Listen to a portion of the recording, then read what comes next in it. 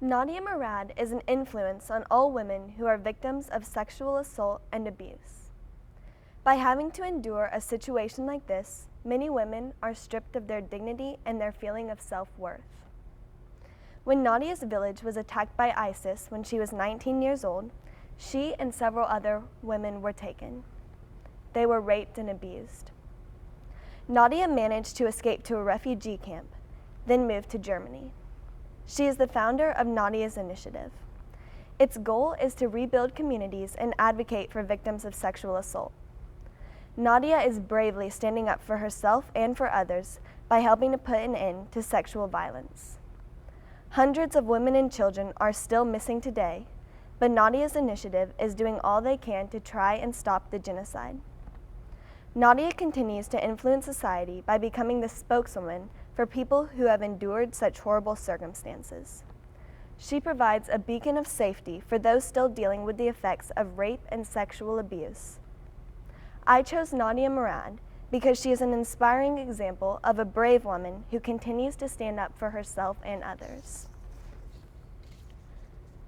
From Nobel lecture delivered in Oslo, Norway on December 10, 2018.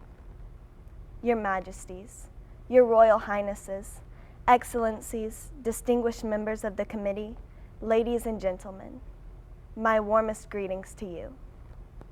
I would like to thank the Nobel Committee for bestowing this honor on me.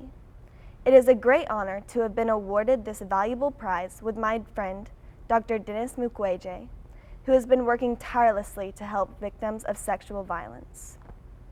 Today is a special day for me.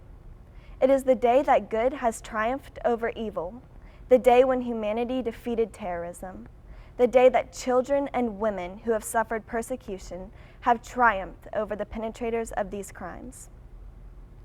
I hope that today marks the beginning of a new era, when peace is the priority, and the world can collectively begin to define a new roadmap to protect women, children, and minorities from persecution, in particular victims of sexual violence.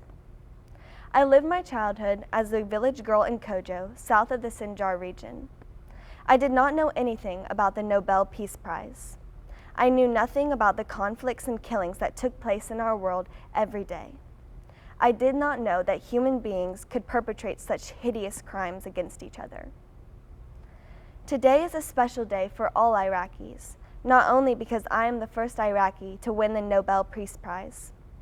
It is also the day we celebrate the victory of liberating Iraqi territory from the terrorist organization ISIS.